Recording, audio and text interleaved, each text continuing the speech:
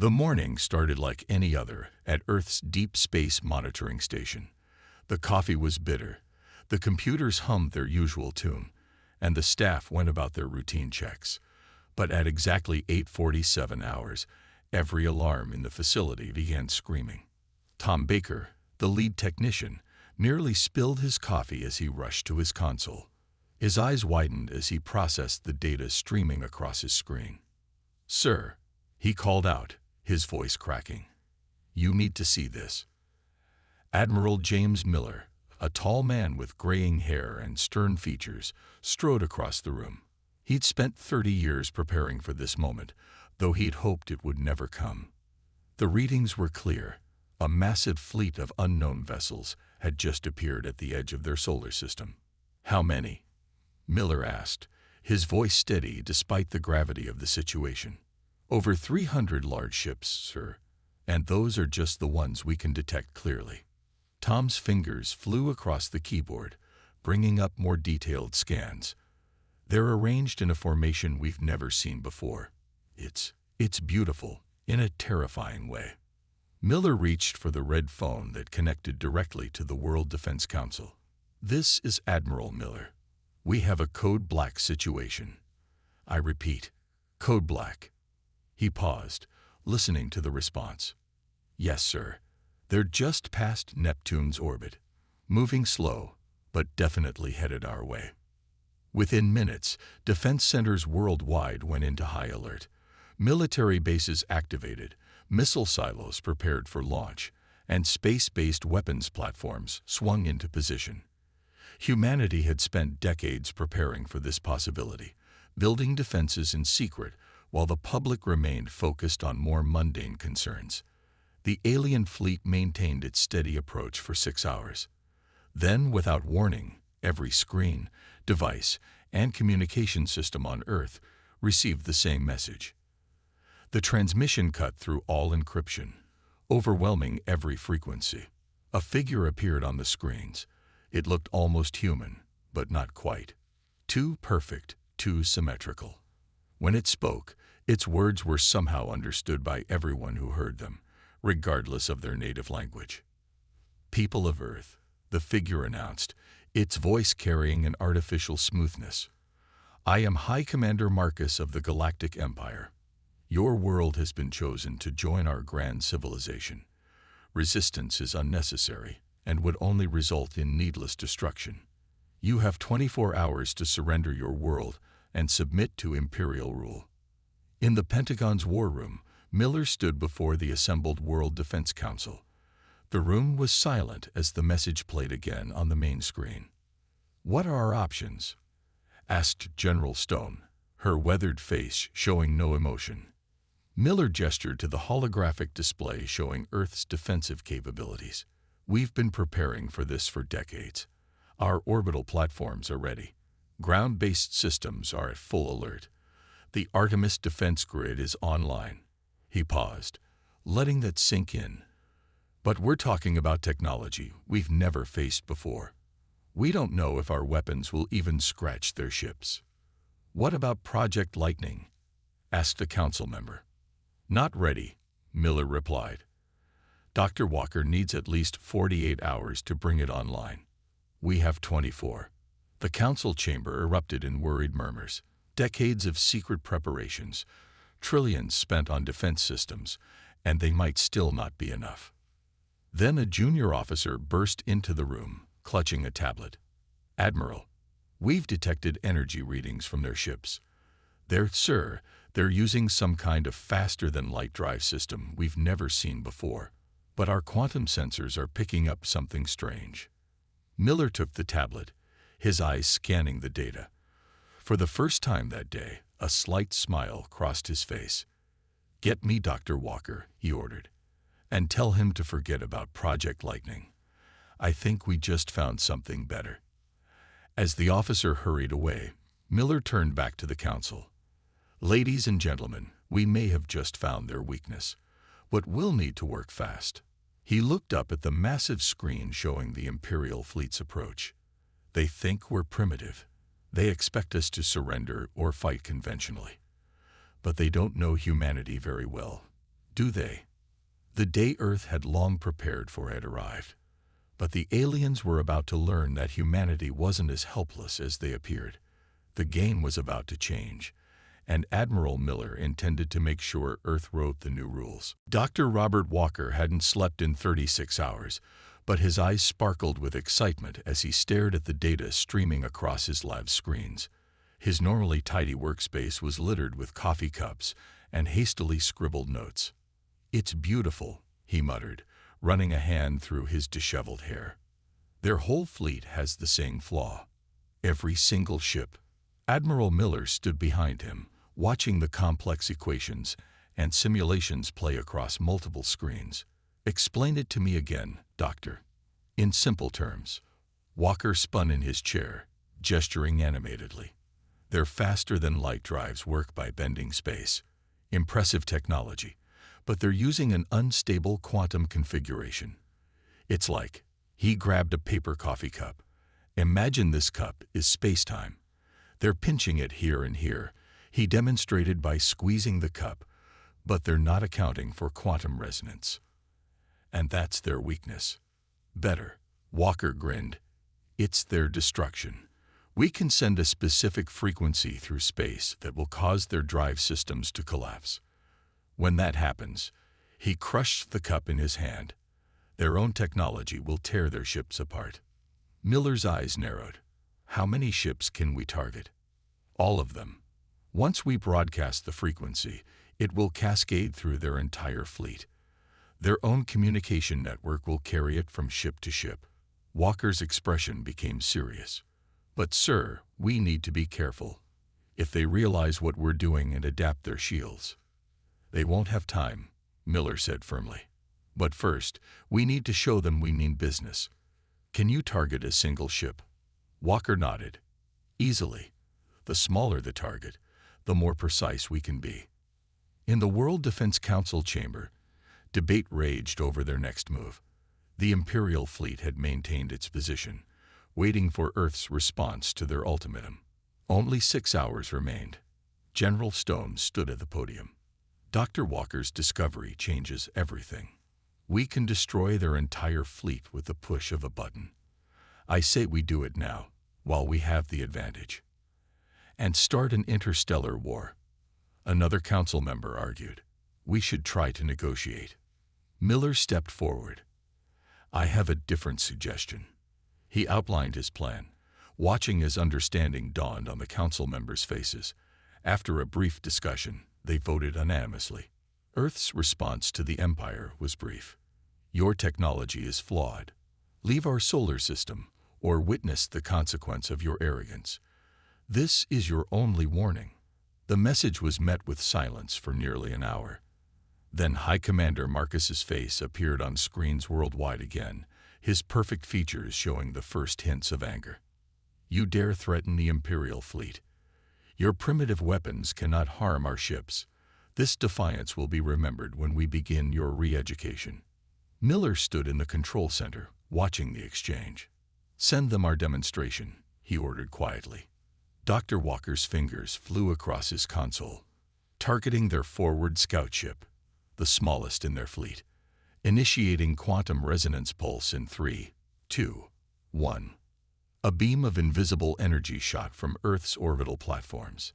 To most observers, nothing seemed to happen at first. Then, on the massive view screen, a tiny point of light near the edge of the Imperial fleet began to glow. The scout ship's faster-than-light drive core began to destabilize. Energy readings spiked off the charts. The ship's crew had just enough time to realize something was wrong before their own technology turned against them. The explosion was small by space standards, but impossible to miss. Where the scout ship had been, only scattered debris remained. Silence filled Earth's control center. Then the Imperial communication system activated again. This time, High Commander Marcus's perfect face showed something new. Fear. "How?" he began, then caught himself. "This is impossible. You can't have this technology. You're a primitive world." Miller stepped forward, his voice calm but firm. "We warned you. That was one ship. We can do the same to your entire fleet. You have 1 hour to begin withdrawal from our solar system. There will be no further demonstrations." As the transmission ended, Miller turned to Dr. Walker. "Prepare the main pulse. If they don't retreat, we'll need to show them we weren't bluffing." The next hour would determine the fate of 2 civilizations, but for the first time since the Imperial fleet arrived, Earth held the upper hand. High Commander Marcus paced the bridge of his flagship, the Imperial Sovereign, his perfect features twisted with rage. The destruction of the scout ship played on repeat on one of his screens, each viewing only fueling his anger. "Impossible," he muttered for the 100th time. "A primitive world cannot possess such technology. This must be a trick." He turned to his science officer. "Explain this." The science officer, a tall figure named Lieutenant Davis, looked uncomfortable. "Sir, preliminary analysis suggests they somehow detected a quantum vulnerability in our dry systems. But that should be impossible. Their civilization hasn't even colonized their own solar system yet." Marcus slammed his fist on a nearby console. "I will not be made a fool of by primitives. Prepare the first attack wave. We'll show them what happens when they dare to challenge the Empire." On the bridge of the lead attack vessel, Captain Lee felt a rare sensation. Doubt. He had served the Empire faithfully for 20 years, participating in dozens of planetary conquests. But something felt different this time. "Sir," his tactical officer called out, "the Earth vessels are maintaining their defensive positions. They're not even powering weapons." Lee studied the tactical display. The humans' confidence unsettled him. Either they were foolishly brave, or they knew something the Empire didn't. Back on Earth, Admiral Miller watched the Imperial fleet's movements with growing tension. "They're deploying attack formations," he reported to the Defense Council. "Looks like they didn't take our warning seriously." Dr. Walker sat at his station, fingers hovering over his controls. "The main pulse is ready, sir. We can end this now." Miller shook his head. "Not yet. Let's see what they do first."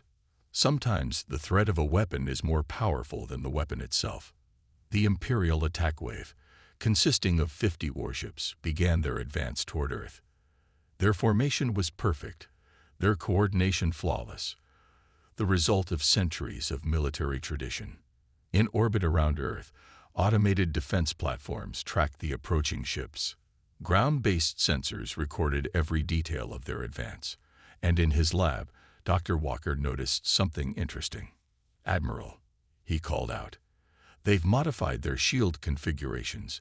They're trying to protect against our quantum pulse." Miller allowed himself a small smile. "Can they?" "No," Walker replied, checking his calculations. "They're actually making it worse. The new shield configuration will amplify the cascade effect if we trigger it."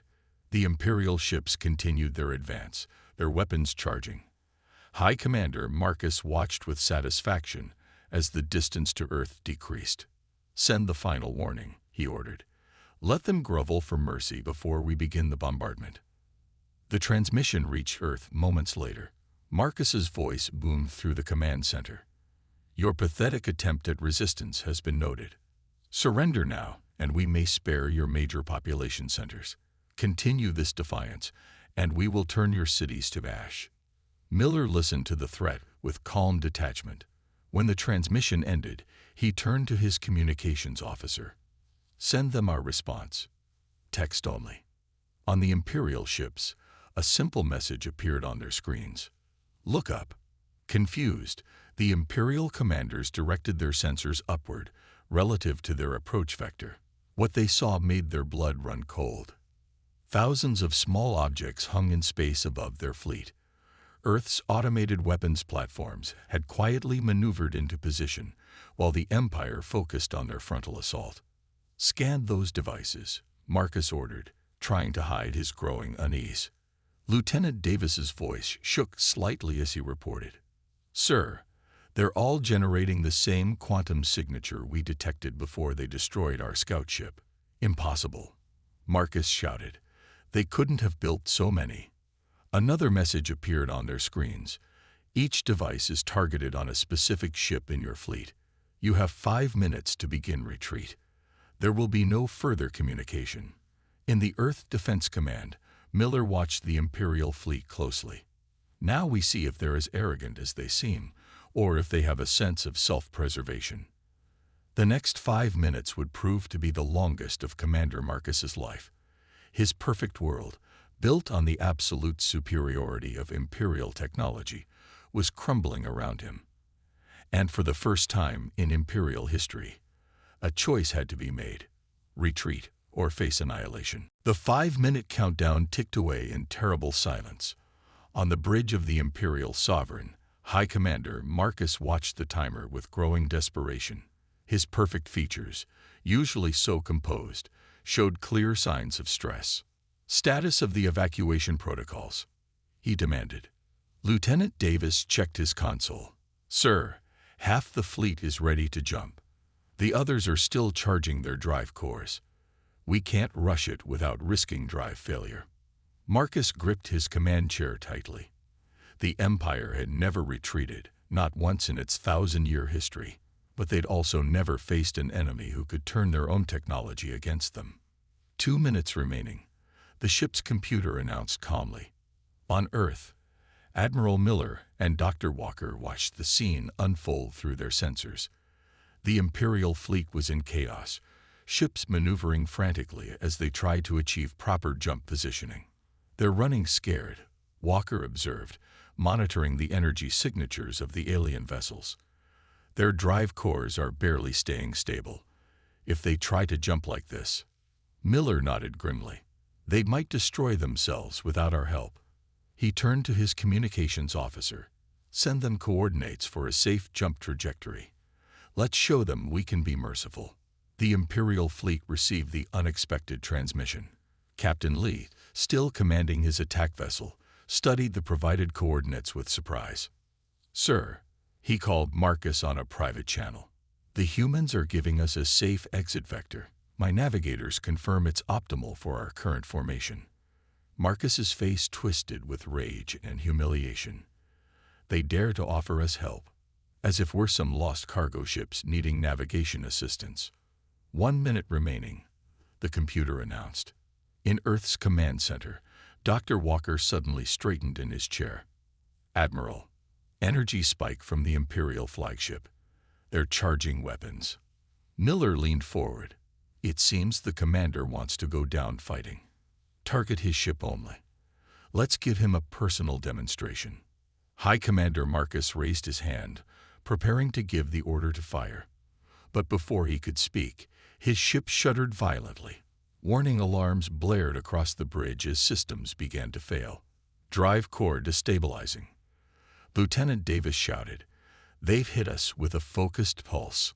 Marcus watched in horror as his mighty flagship began to tear itself apart from the inside. "Emergency teleport. Get us to the secondary command ship." The Imperial crew vanished in flashes of light just moments before their ship exploded. The blast was contained, precise, a surgical strike that proved Earth could have destroyed them at any time. 30 seconds remaining. The computer continued its count. Captain Lee, now the highest-ranking officer in the fleet, took command. "All ships, follow the human-provided coordinates. Emergency jump now." One by one, the Imperial ships vanished into faster-than-light travel. Their formation, once perfect, was now scattered and desperate. The mighty Imperial fleet fled Earth like frightened children running from a storm. In the Defense Command Center, cheers erupted as the last enemy ship disappeared. But Miller and Walker remained focused on their screens. "Track them," Miller ordered. "Make sure they're really leaving." Walker nodded, monitoring the quantum wake signatures. "They're following our suggested course. Most of them made it safely to light speed." He paused. "Should we have destroyed them all, sir? Ended the threat permanently?" Miller shook his head.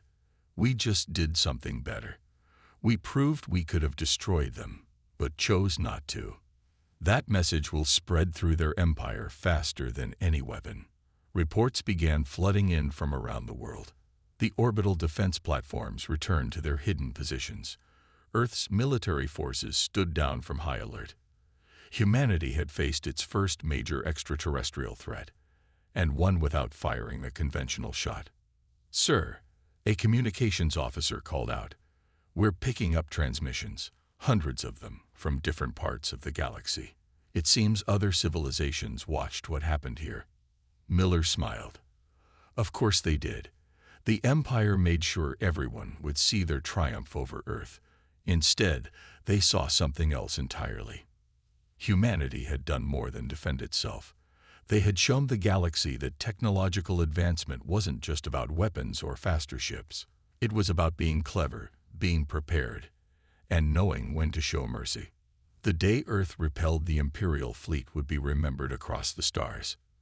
But the real battle was just beginning. Aboard the Imperial rescue vessel, High Commander Marcus seethed with rage as his medical officers treated his minor injuries from the hasty evacuation.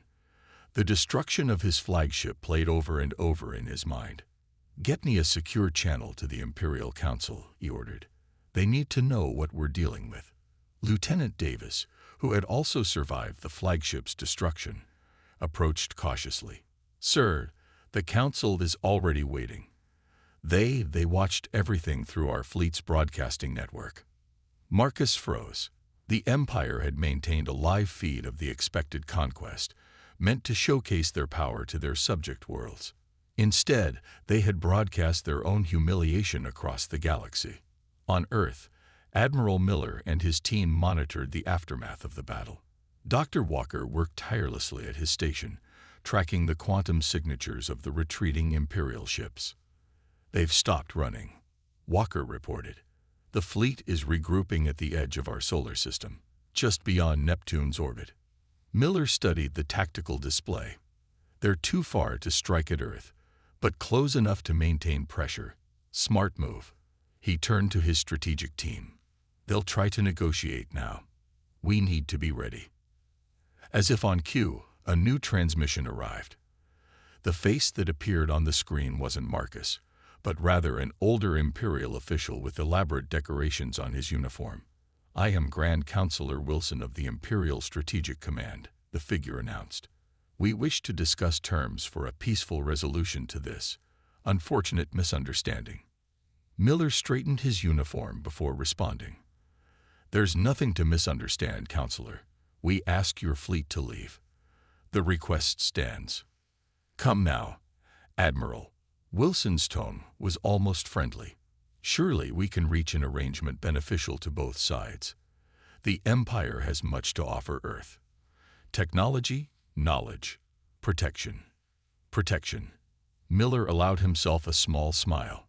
"From what we've seen, we're doing fine on our own." In the background, Dr. Walker suddenly waved to get Miller's attention. On a private channel, he whispered urgently, "Admiral, they're doing something with their remaining ships. The energy readings are strange." Miller kept his eyes on the Imperial Counselor while listening to Walker. "Something you'd like to share with us, Counselor? Perhaps about the movements of your fleet?" Wilson's friendly demeanor flickered slightly. "Merely standard repositioning, Admiral.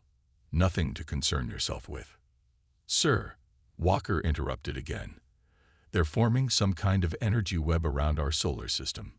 If they complete it—" Miller cut off the transmission abruptly. "Show me." The tactical display revealed the truth. The Imperial ships had spread out in a complex pattern, each vessel generating an energy field connected to its neighbors. They were trying to create a containment net around Earth's solar system.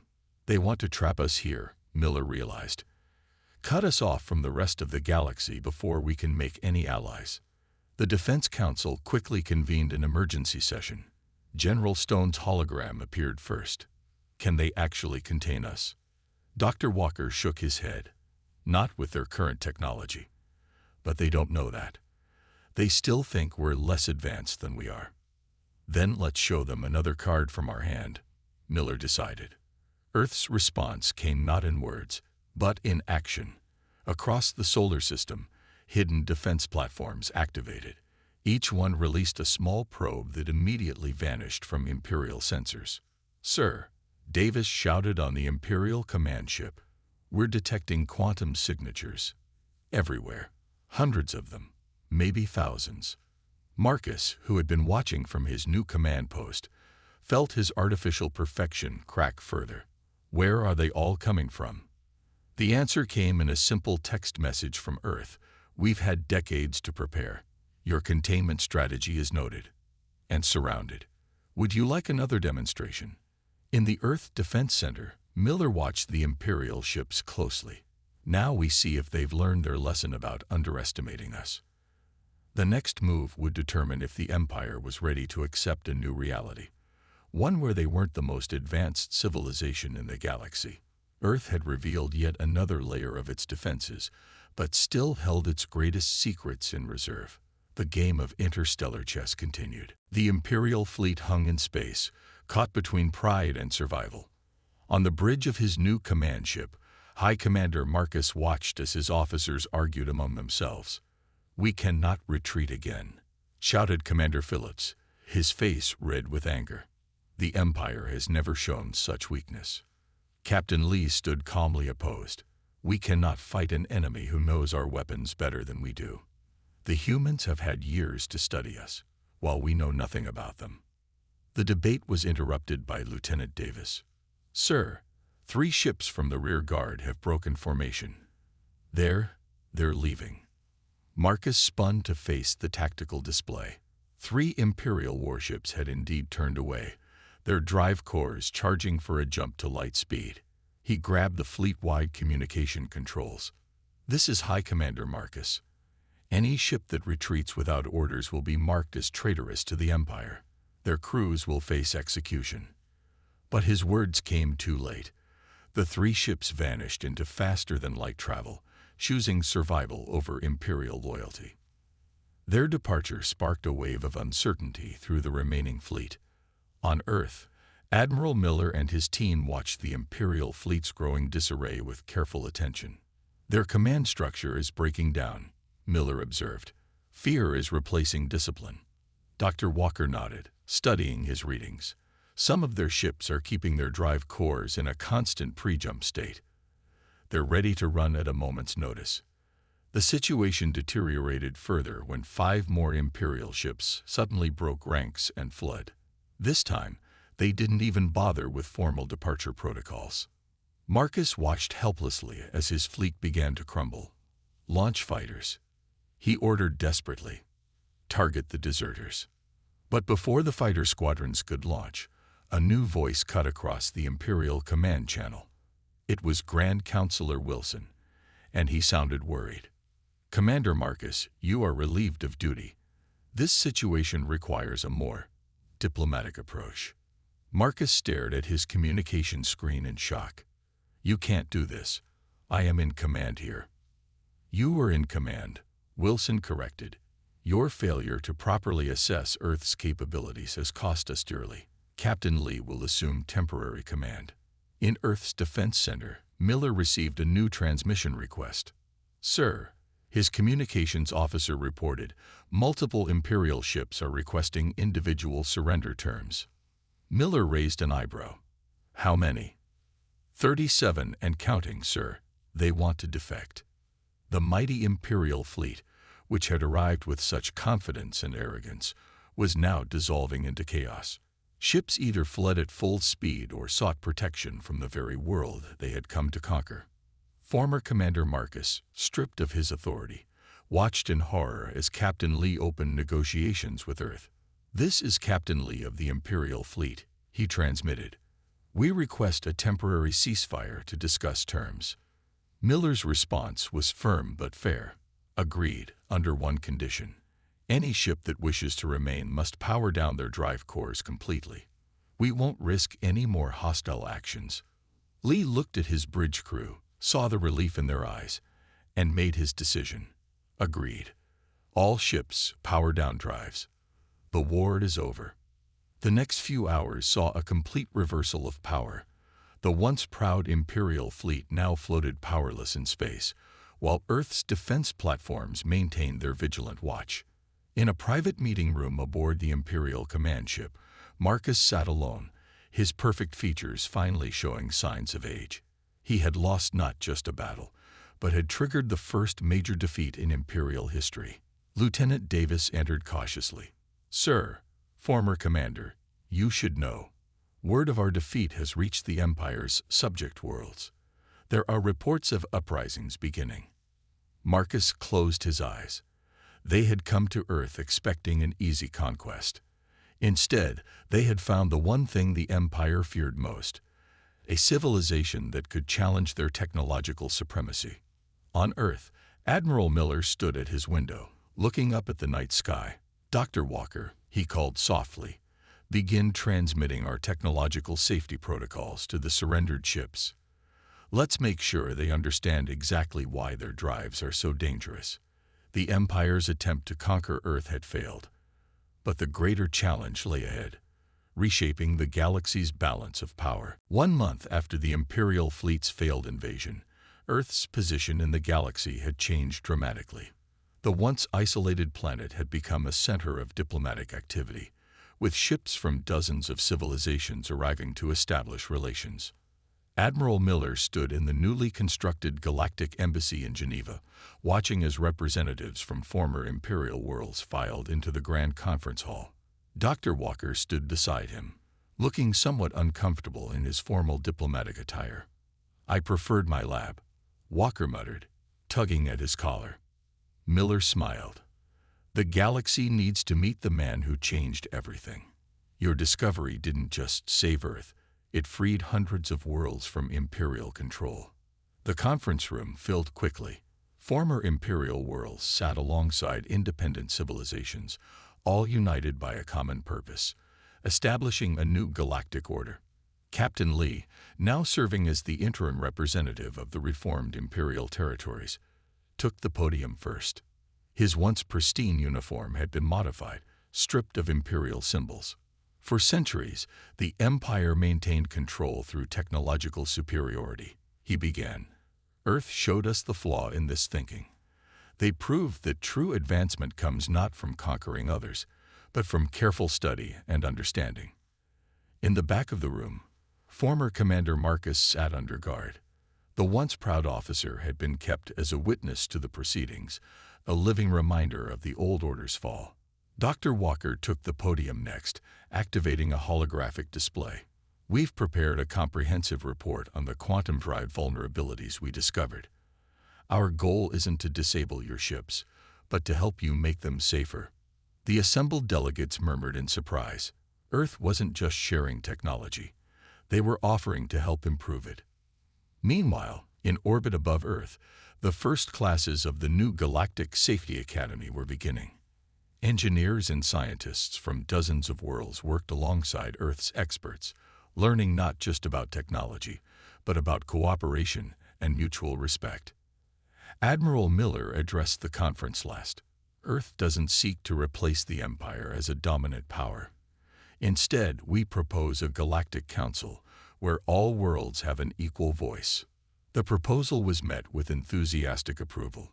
Civilizations that had lived in fear of Imperial power for generations now saw a path to true independence. Lieutenant Davis, who had chosen to remain with his former captain, approached Miller after the session. "The remaining Imperial loyalist worlds are asking to negotiate," he reported. "They've seen that resistance is futile." Miller shook his head. "Not futile, Lieutenant. Unnecessary. We'll welcome them too, once they understand we're not their enemies." As the conference continued, news arrived from across the galaxy. The Imperial collapse had been remarkably peaceful, with most worlds transitioning smoothly to self-governance. Earth's example had shown that advancement didn't require aggression. In the embassy's observation dome that evening, Dr. Walker found Marcus staring at the stars. The former commander's perfect features had finally shown signs of natural aging. "You knew about our drive flaws all along, didn't you?" Marcus asked quietly. "Even before we arrived." Walker nodded. "We detected your scout ships years ago. Instead of shooting them down, we studied them, learned from them. That's the difference between our approaches." Marcus turned to face him. "And now, what becomes of the Empire?" "It becomes part of something better," Walker replied. something built on cooperation instead of conquest. The final day of the conference saw the signing of the Earth Accords, establishing the new Galactic Council. Each world would maintain its independence while contributing to the common good of all. Admiral Miller stood at the ceremony's end, looking out at the assembled delegates. Humans sat alongside aliens, former enemies next to new allies. Earth had taken its place among the stars not through force, but through wisdom. The galaxy's entering a new age, he told Dr. Walker. And it all started because we chose to warn them instead of destroying them. Walker smiled. Sometimes the best weapon is the one you don't have to use. As the delegates departed for their homeworlds, they carried with them not just new technology and knowledge, but a new understanding. Earth had shown that true power lies not in conquest, but in the ability to turn enemies into allies. The stars above Earth now shone not with threat, but with promise. Humanity had faced its greatest challenge and emerged not just victorious, but enlightened. The age of the Empire had ended. The age of cooperation had begun. The end